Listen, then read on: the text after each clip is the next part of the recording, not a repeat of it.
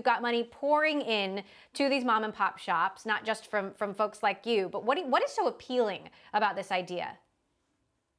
Well, I think what's appealing is a vast marketplace that Amazon has invested in and made very vibrant, and a massive community of entrepreneurs that are building businesses and growing. So this is a marketplace in the US alone is 200 billion and growing at 50% year on year. And is really crying for help, if you will, from companies that can help scale it further. And so, as you said, these entrepreneurs have done a great job getting from 0 to 1.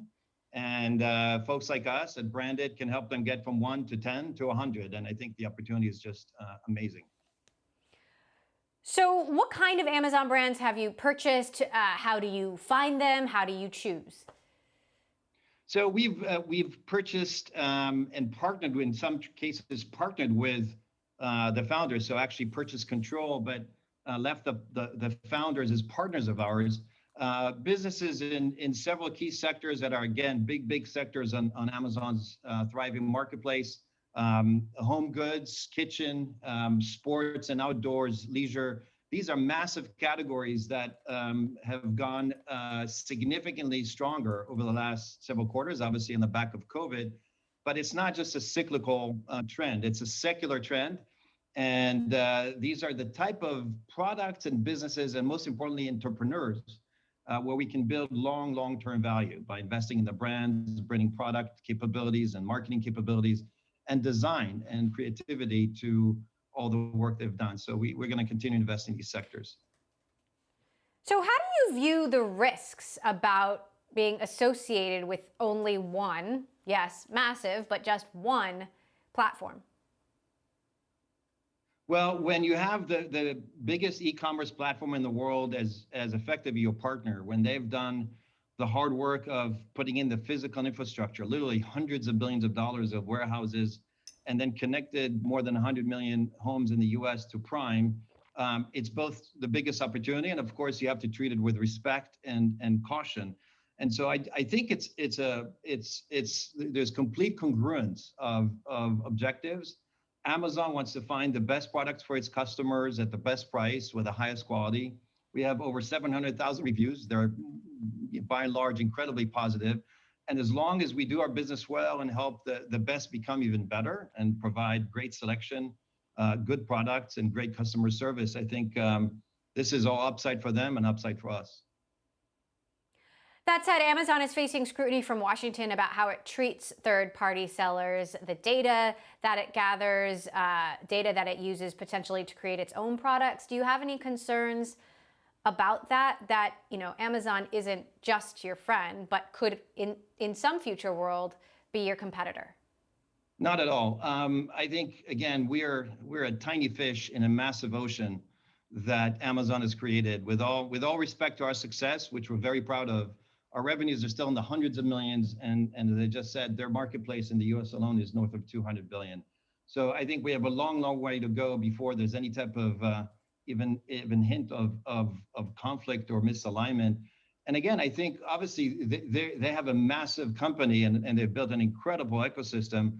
And if they can find partners like ours who treat that marketplace with respect, abide by their rules, and actually help them create great brands and great companies for their consumers, I really don't see an issue.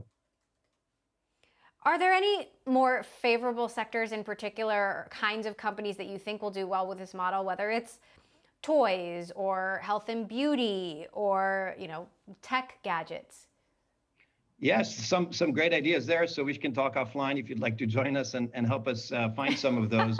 but I think that one of the common denominators of some of those that you've mentioned is our name is Branded, and it wasn't picked up by coincidence. We do believe that long term, to create real value, we have to find the ways to create emotionally connected brands to consumers. And so while we're going to be active across the marketplace, regions and products, et cetera, the long-term value will be created when you create and help the entrepreneurs, frankly, build enduring brands where people can relate emotionally, not just qualitatively to their products. It starts with great reviews. but it has to continue with great design and great customer service and great products that keep being updated across the categories. Have you had any business owners who've said, thanks, but no thanks? I like owning the relationship with my customers, and I don't really want to give up that power. Frankly, those are the ones that we'd like to talk to the most. It's the ones that the best partners for us, the best business owners that either will sell to us or partner with us by keeping some of their equity in their business are the ones that are so emotionally connected to what they've built, but really are running out of runway. It's hard for them to finance the working capital. It's hard for them to find the global resources to work internationally. It's hard for them to do marketing, et cetera. But they don't want to give up.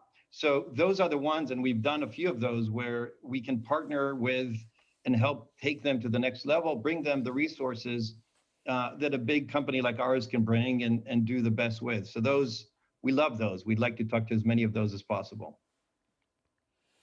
And let's say, you buy up, 9 of the 10 mom and pop shops selling one particular brand of stuffed animal.